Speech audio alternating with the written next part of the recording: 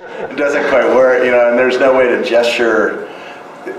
I could see maybe 5 or 10 years from now having a 3D sensor on this thing instead of just a camera, like PrimeSense in Israel is making a 3D sensor and being able to gesture to it.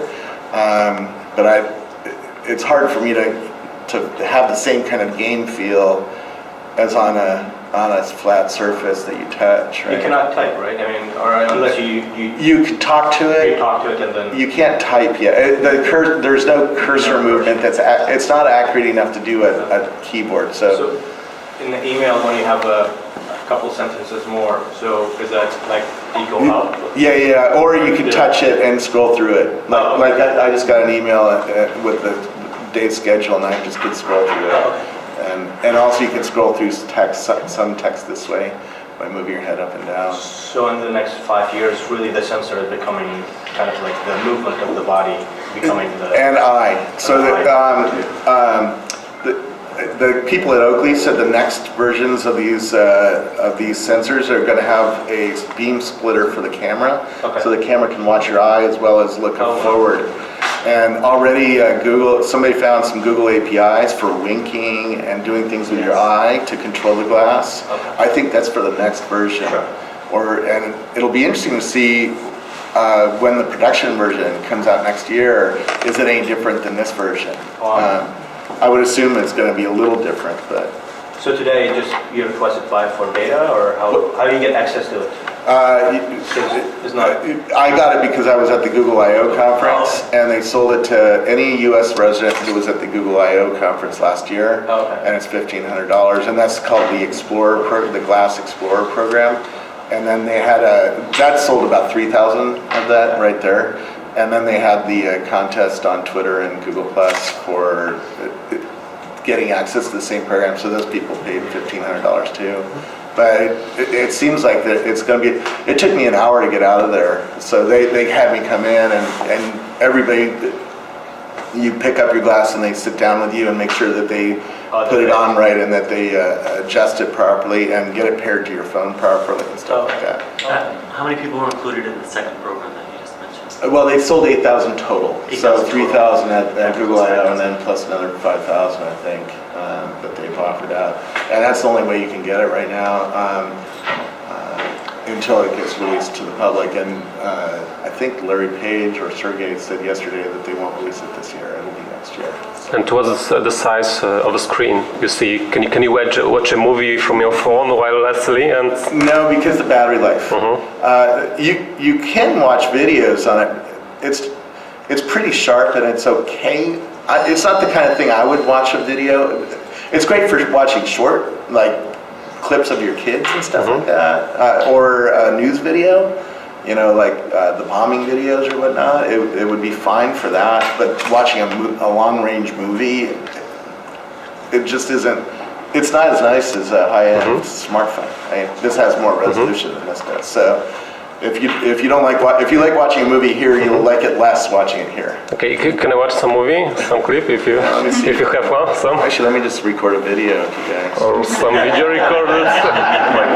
Record a video. And let me, and now I turned off the 10-second limit so I can record a little bit longer video. So. And how did you turn that off?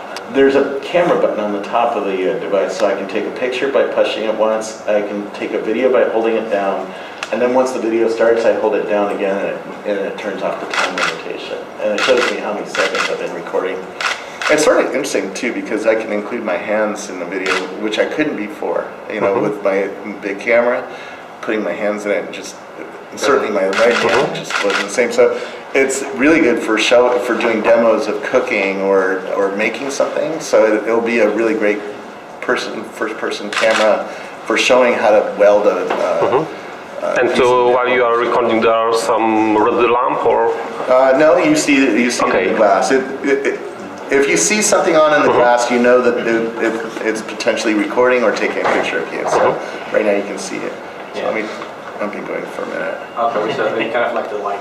Yeah, so it turns off, and then let me see if I can get it to play. All right. That's it. So in terms of privacy, because you mentioned before, You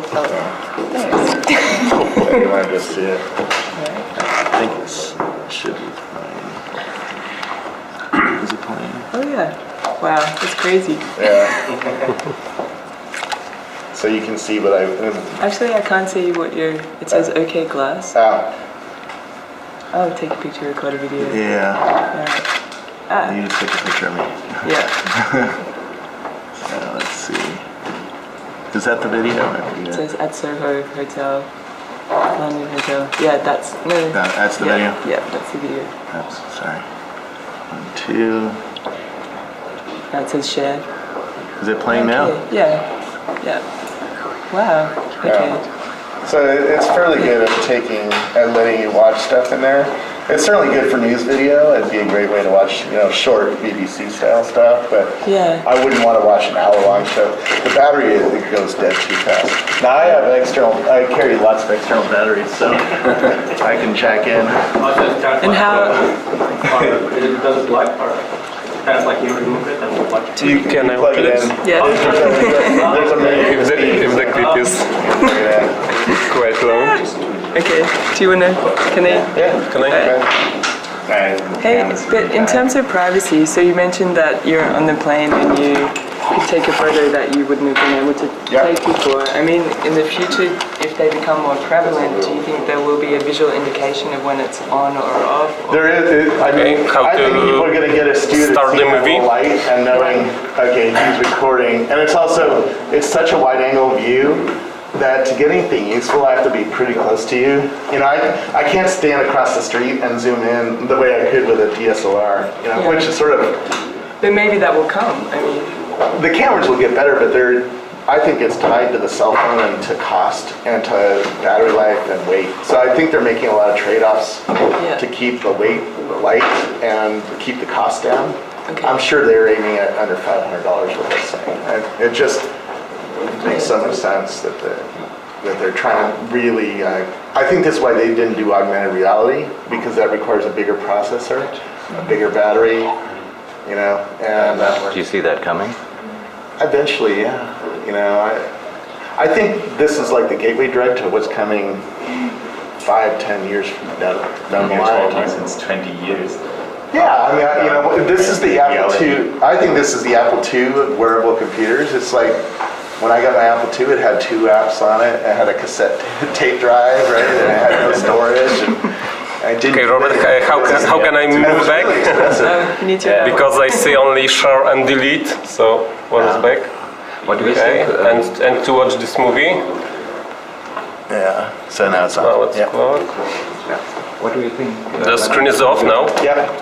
And how to start the movie? You want to watch it again? Yeah, because All right. So, let's see. I'll navigate by heart. That's it. yeah. Swipe, swipe, and Is it swipe. playing now? Yeah. Can I resize the screen out? Okay, so there's no zooming. That's why I'm saying it's better to share that to your Google Plus account and then watch it on a tablet Okay. or.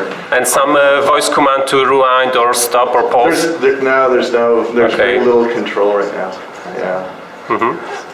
So you like sending all your feedback to Google? Saying, Yeah, I've been writing. I have several blog posts I'm thinking about, apps that I want. Now that I've had it for a week and I see the design constraints that they made, and I know sort of what's possible. Because augmented reality is it's not going to be this product. The battery life is it's not going to be something you keep on. How long is the battery life currently? If you kept it on like this, it's about, I would say, half an hour to an hour, but it never stays on this long. It lasts, they say the average is one entire day, and that's been my case.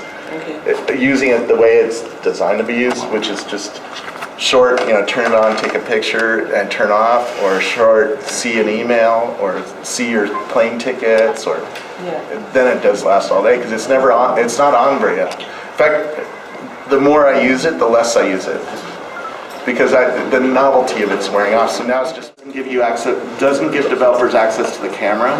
it gives access to the image after it's been put to the cloud. So I would have to take a picture of you, send it up to the cloud or share it, or have an automatic thing that goes up to the cloud, and then do face recognition there. And so the whole process would be 3 to 10 seconds. It's not going to be there. I don't think Google's going to enable it. And I have to look at the terms. I haven't looked at the developer terms of service yet, what the rules are, because you can tell Google's freaked out by this product. It's the lawyers really, I think, made some of the design choices. I expect it to do that. I think there will be a hack around it, and I think the hack is going to be like highlight. I have highlight on my phone, so if you have highlight on your phone, it shows that we're both within 100 yards of each other. I think that's going to be the hack, to not do face detection, but know that you're as close to me. So Could I see your Facebook phone, Robert? what's that? Could I see your Facebook phone? Oh, Facebook? Sure. Yeah. And do you think it will be like personalized? So maybe, I don't know, it will recognize you by voice, so it will only work. Well, it knows it's mine Okay. because it's tied to my phone. Okay. Yeah, so any of us can wear it. you can wear it and talk to it, but it's all the email. You can't switch it to your email. It's very tied to my phone. And they could make it, if it breaks connection with my phone, they could turn it off. They could do all sorts of fun things. Yeah, or if somebody else wears it that's not you, then they won't let you let that person access your personal. You can look at my email.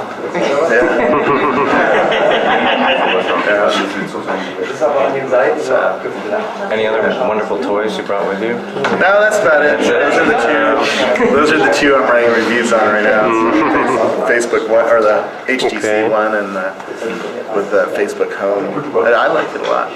Have you guys played with the Facebook? I haven't seen it. So is it an app that you download, or is it? This is the HTC One phone that has Facebook Home built into it, and so Facebook comes like it's a Facebook phone.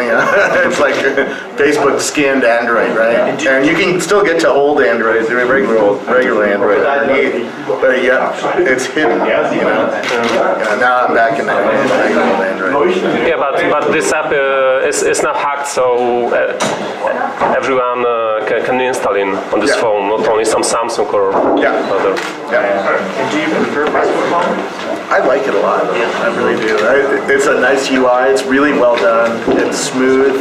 It's smooth even on low-end hardware. This isn't the fastest, coolest phone you've got. Like the HTC One is a lot better screen, higher resolution screen, faster processor. The Samsung 4 that just got reviewed today has quad processor, or 8 processor here in Europe, right? Pretty high-end processing capabilities. And could you tell us something more about your work at Rackspace? Yeah, so I study innovation for Rackspace. I go around and talk with lots of startups and innovators about the future. So you are like an evangelist for Rackspace, right? Less about it. I'm half marketing and half journalism. It's a melded role. So most of what I'm doing is what you're doing. It's just going up to an entrepreneur and asking them about their new product and putting that video up on YouTube. Some of it is relationship. So that entrepreneurs might after the camera's off tell me, oh, I need help with our hosting. Our servers are falling down or something like that. And so some of it's that. Some of it's strategy. So talking to execs about, hey, what does this Google Glass mean to cloud computing? And where should we build services that will enable developers to build new apps for this thing? So some of it's that. It's a pretty fun role. And how could you promote your today's speech? You need it back. I was like, people watching it, so. A lot of interest in it, yeah. What were you asking? I'm sorry. How could you invite people for your today's speech about context and? I've been talking about it on Twitter and Google+. That was part of the bathroom thing because I knew that would cause a lot of activity and that'll get people to pay attention to today's speech. And now tomorrow tomorrow night at Next Web, I'm debating Andrew Keen about the privacy implications of this. So, and not just this, but by the way, if you're freaked out by this, two Stanford kids are starting a company called Epiphany Eyewear, and they have a 1080p camera built into the sunglass frame. You can't tell that that thing's a camera. The camera's so small. This you can tell. When somebody walks up with this, it's like, dude, you're recording. Steve Mann, yeah. Well, first of all, you see it's on, and it's a weird device. It stands out. The Epiphany Eyewear looks like an Oakley pair of sunglasses. It looks like those glasses, and you cannot tell that it's recording you. And also, like Stephen Wolfram is here giving a speech.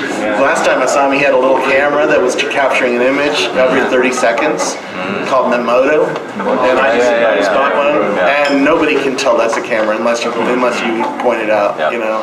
And the cameras continue to miniaturize, and this is just the beginning of a privacy problem, right? You know, because you can't. We're all going to have cameras and sensors on us that do things that were. The 3D sensors, by the way, the Prime Sense was supposed to be on stage with me this afternoon, and he couldn't come. But the 3D sensor, if you turn around in front of the 3D sensor, it knows your body weight and sizes within a quarter inch. Within a quarter inch. So it's great for doing custom clothing. Right, but imagine I had that on my glass, and it's already a stick of chewing gum, the sensor. So imagine I had that, and I looked at you, I would know exactly how much you weigh. Another company I just interviewed is already doing not face detection, but face object recognition, and already it knows instantly that you're male or female, and it knows your age within 10 years. And it's very accurate. I've tested on a bunch of people. And it uses a regular webcam. And so it could go on an iPad or an iPhone or a Macintosh or a Windows machine with a regular webcam. And so they're using it for shopping analytics. So as you walk by the sensor, it says male, female, 20 years old, 50 years old, 10 years old, you know. It doesn't have a name associated with it, but it already is to that level. And you can see it's just, you know, it's a slippery slope, and this stuff is going to get more and more and more, I don't know, invasive, but face detected, you know, they're going to know you're walking in places, right? Yeah. To me, it's not privacy, because there's not an expectation of privacy for me, but it's something. I don't know what to call it. People are calling it privacy. I don't think it's privacy. It's identity control. It's something else. And we need a newer word to explain what we, you know, and you know, it's identity, and it's it is privacy and identity mixed together. You know, when you hit a web browser, you're being tracked by a lot of different companies. Like there's Axiom, right, or Axiom. There's a bunch of companies that are collecting data on you. If you tweet, you're being collected data. For instance, there's a company I really like called Bin Tank, that anytime you tweet the word wine, Chardonnay, Merlot, or say I just had some Sutter Home, or it builds a profile on you, you know, starting at that point. And as soon as you say the word, any wine word, and it watches 1.1 million tweets a day have something to do with wine, and it's going up, right? So he's studying it for all sorts of stuff, and now he's building geofences around wineries. So when you go to Napa and you walk into a winery, he's tracking that, and you check in. He's tracking that too, and he can share that data with the winery and say, this guy just walked in, he was just at this other winery, and he just said he likes Merlot. Boom, you know. So you can have very customer service, which is going to be a big trend in this new age. I'll talk about that in my speech too. So who has my glasses?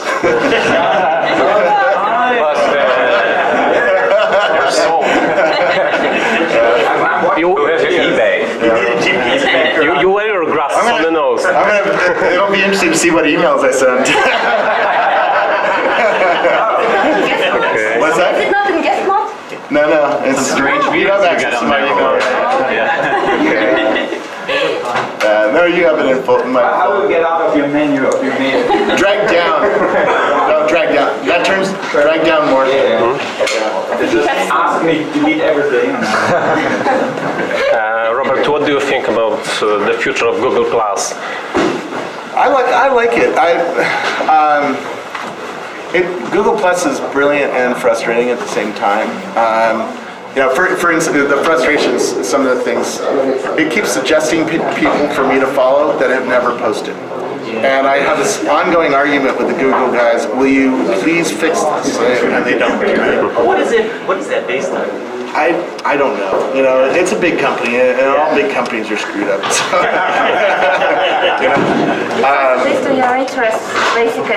So Yeah, it's based on popularity. Yeah. It's a popularity algorithm based on who you're already following. And a lot of people have followed people who are popular but have never posted or don't post very often. And so they made a choice because it's an easier algorithm to write than one that's based on content and context. And that frustrated me. I love noise filters. Gmail has these beautiful noise filters. There's a team in Geneva that's writing smart labels and noise filters for Gmail. I don't know if you guys knew this. This is the best thing Gmail's ever done. And most people don't even know it's there. So you have to go to settings inside of Gmail. You have to go settings and labs and turn on this thing called smart labels. And then Gmail will take, let's say a Facebook email comes in, it takes it out of your inbox and puts it in the social updates folder. And it's fucking awesome. It is the most, it's the biggest productivity thing you could do for Gmail, turning on that one feature. And it's great. I wish I had that for social, Can I get rid of all animated GIFs, put them in a folder, get rid of them out of my main? Yeah, get rid of cat photos. cat photo folder. Yeah, Yeah, because when I want cat photos, that's all I want, right? I want to see all the wildcats, but right now they're mixed in with all this tech news, right? And so the glass is sort of showing you a world where you need much better filtering on what's inbound. And I've done it with Gmail. So my Gmail that comes to the glass is actually really good. It's only the good stuff that comes to my glass. Everything else is filtered out into filters. I use SaneBox and other inbox. So those are other filters that work like the Smart Labels feature. So they've solved the problem mostly for Gmail, but they haven't for Google. So Google Plus frustrates me. It's like, you guys have so many brilliant people, like the Gmail Smart Labels team. There's 6 people in Geneva who do noise filters for Gmail. Why don't you have 6 more who can do it for Google Plus and make it really much better quality than Facebook or whatnot? Maybe the same 6 guys. Yeah, but they're busy. Yeah. And the Gmail filter, it's pretty obvious to me that Google's going to turn that on for more people and make it more obvious that that's a feature of Gmail. Because I think that's a differentiator from Gmail to Outlook, for instance. The noise filtering, the spam filtering is a competitive advantage, I think. And I wish the social networks had more competition around noise filtering. Twitter is the same. I love Flipboard because it noise filters Twitter.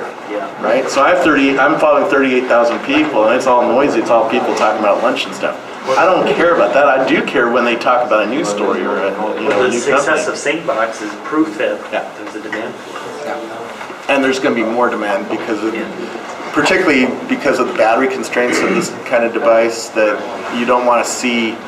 You don't want to see everything. I don't want to see 38,000 people's tweets in this glass. It would hide all my email, right? And so I need really good granular control of what gets to my glass out of the world. Yeah, especially for glass, that would be the highest level I would. Yeah, I don't even want all my email. I want only the stuff that's post-filtering, into the glass. Well, even in a cell phone, you get a lot of junk sometimes. Like, if you have like a couple of emails between work and you can see yeah, notifications, right?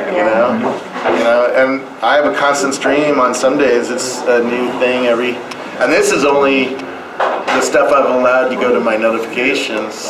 On my stream on Twitter, I get a new tweet every half a second because I'm following 38,000 people, and on my main feed, which I keep on the screen. When I'm in front of my screens, I keep that just streaming down. Yeah, that's what that's what I do. But in terms of the cell, I stop. I don't, because otherwise it's just annoying. Keep just coffee. Yeah. So Robert, Yeah. 3 quick questions. What you are missing in Hangout, Google Plus Hangouts? What is like feature you are every time you are starting Hangout and I wish I had this one. More control of people's microphones, more understanding of who's making noise.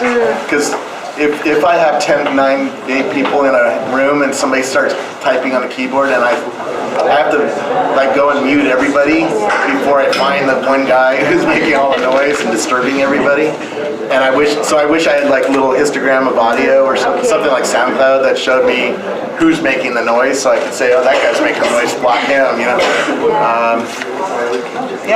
Google is pretty good. The Hangouts are pretty cool. I find them pretty useful. We use them on our development teams a lot for meetings and stuff like that. So the glasses, by the way, you can do a Hangout. You can start a Hangout from the glass. It doesn't let you do a public Hangout yet. So you can sort of tell they're really freaked out by privacy. They really don't want to make it possible to live stream video from these things. They really are skittish about that. We just don't want to repeat a error with the bus. We had a security problem with bus some time ago, so we just don't want to repeat this problem. Yeah. Second question, did you have a different experience with Google Glass in Germany than in the US? Did you have your time to walk the street? No. German police? No? No. Okay. Nobody's bothered me yet. I did notice that I took a picture on the plane yesterday because I came from Munich to Berlin. Every single person on the plane was reading a newspaper. That does not happen in Silicon Valley. Yeah. That's a huge cultural shift that's coming. So Germany is behind the culture there. It's coming. I am absolutely, because I used to read the newspaper every day. I don't read paper anymore. It's gone. I don't read dead trees. It's just not part of my life. And that culture is not yet here, which is interesting. I think that leads to some fear of these new technologies because they don't use them. So they're not in love with the utility of it, and they just hear the bad things and they get afraid. When you're behind, you get afraid of new things. New technologies, people don't like change. And what's your favorite European startups? SoundCloud. Waze from Israel, SoundCloud, Spotify. I use Spotify every day. What else do I use that I know is European? How can app developers be prepared for the coming wave of wearable displays? One, they need to play with it and see what the limitations are. Before I got it, I didn't realize how deeply limited this thing was. I expected it to do a lot more augmentation and a lot more face detection. I mean, that's sort of the dream. The first thing my wife said was, "Does it know it's me?" And I was like, "No, this thing is not impressed." I mean, the best I can do is take a picture. You know, I can't even tag you on the picture, right? I could tag you on Google Plus later. Right. Or my friends can tag you. Yeah, but that's what happens. It does automatic tagging on Google Plus. Does it? Yeah, because when you sent me, you had a post where you had some photos you took from glass, and on my stream, the names popped up. It asked me to tag, like yes or no. With the name already there, like your name was already on there. So they're doing face detection the cloud side. That's why it really surprised me. That's I sent you a message because I was like, well, that's what Facebook bought this Israeli company, Face.com, that was doing face detection, and it was pretty accurate. And that's what Facebook's doing, is doing cloud side face detection for tagging recommendations, which is sort of subtle and not so freaky and controllable, right? Because if I don't want to be tagged, I just say, no, don't allow me to be tagged in this photo. I can even ask to have the photo taken down and stuff like that. So you can tell these companies are really freaked out by that freaky line. And if they push it too far, the governments around the world are just going to go,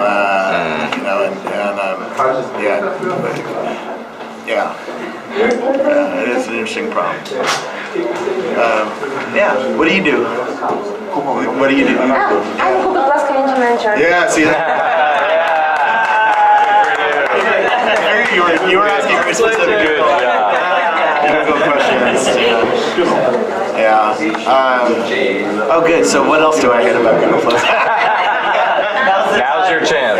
Some settings, maybe you would like to switch off like events coming to your calendar. Yeah, that was. I know.